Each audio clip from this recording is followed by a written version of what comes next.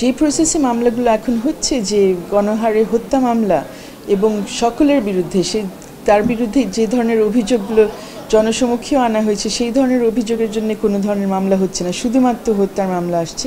হ্যাঁ, এই প্রক্রিয়াটা অবশ্যই অনেকের মনে প্রশ্ন জাগাচ্ছে যে এইভাবে করলে কি ওনারা বিচার পাবেন কিনা যারা ক্ষতিগ্রস্ত হয়েছে।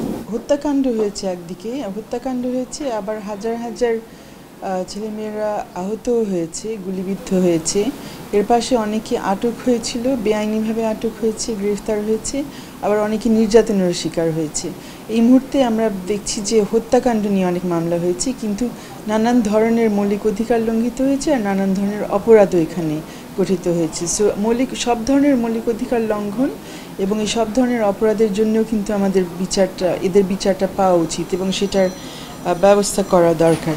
এই হত্যাকাণ্ড যারা ইন্ধন দিয়েছেন তাদের নামগুলো এখানে আসছে, কিন্তু আসলে কে শেষ পর্যন্ত ফায়ার করেছে তার নাম পরিচয় হয়তো আসছে না। এবং এর আগে আমরা নিজেরা সবাই যারা টেলিভিশন স্ক্রিনের সামনে ছিলাম অথবা যারা রাস্তায় ছিলাম, আমরা দেখেছি যে গুলি করার পেছনে যারা ছিলেন পুলিশ বাহিনীরও লোকজন ছিলেন, সেখানে অন্যান্য নিরাপত্তা বাহিনীর লোকজনও ছিলেন, আবার অনেকে যারা কোনো বাহিনীর না, দলীয় পরিচয়, তারাও হয়তো ছিলেন। তো ওই নামগুলো এইসব মামলাগুলো বেশি দেখা যাচ্ছে না, অন্তত পত্রপত্রিকায় আমরা যা দেখছি সেখানে শুধু ইন্ধনদাতাদের নাম আসছে। সো সেখানে একটা প্রশ্ন দাঁড়ায় যে হত্যা মামলায় শুধু ইন্ধনদাতার নাম থাকলে এখানে কতদূর এই সঠিকভাবে বিচারটা শেষ পর্যন্ত হবে, এবং গণহারে যে হত্যা মামলা দেওয়া হচ্ছে আর কোনো ঘটনা জন্য কোনো ধরনের ব্যবস্থা হচ্ছে না, এটাও সবার মনে আই থিঙ্ক বেশ সংশয় নিয়ে এসছে। আই থিঙ্ক আমাদের শুধুমাত্র এখানে যাদের বিরুদ্ধে মামলা দেওয়া হচ্ছে তারা অনেকে হয়তো যখন তারা আদালতে যাচ্ছেন বিভিন্ন পরিস্থিতির শিকার হচ্ছেন, সেটা যেমন অন্যায়, তার চাইতে বেশি বড় অন্যায় হচ্ছে যেখানে যারা ভুক্তভোগী তারা তাদের যে আশা বা তাদের যে বিচার নিশ্চিত করার যে দায়িত্ব আমাদের এই সকলের, সেই জায়গা থেকে তারা বঞ্চিত হচ্ছেন। তো এই জন্যে একটা কাজ যদি সরকারের পক্ষ থেকে আসতো, আমার মনে হয় অনেকের উপকার হতো।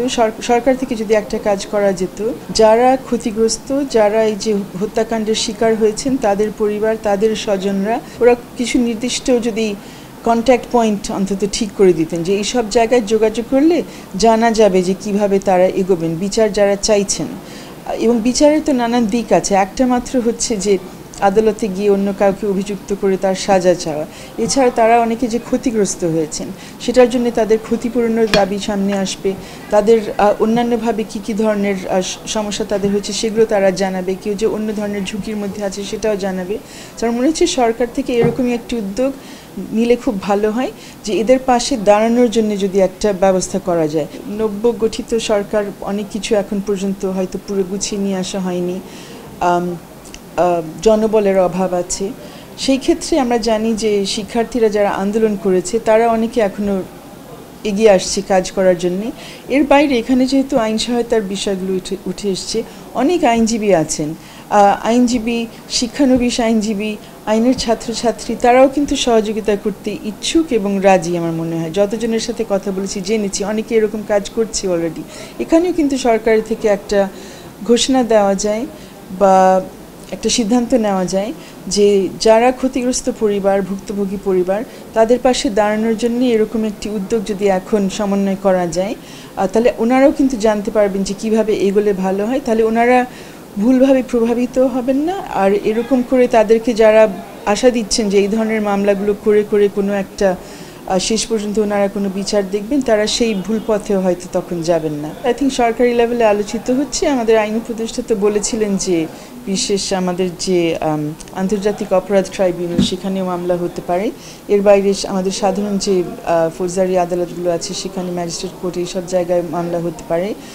আপাতত এই দুইটা বিষয়ই সামনে এসছে, কিন্তু এখন আই থিঙ্ক আদালতের চাইতে বুঝতে হবে যে কী ধরনের প্রতিকার তারা পেতে পারেন। যেমন একটা ঘোষণা এসছে এর মধ্যে, প্রফেসর ইউনুসও বলেছিলেন যে যারা হত্যাকাণ্ডের শিকার হয়েছেন তাদের নামে একটি ফাউন্ডেশন করা হবে এবং সেখানে যারা ভুক্তভোগী পরিবার তারা সেই ফাউন্ডেশন থেকে সহযোগিতা পাবেন। তো ফাউন্ডেশন করতে সময় লাগছে, সেটা স্বাভাবিক, কিন্তু ইন দ্য মিন টাইম এই সময়ের মধ্যে তারা কোথায় যোগাযোগ করতে পারেন, কীভাবে জানতে পারেন তাদের কী কী করণীয় মুহূর্তে।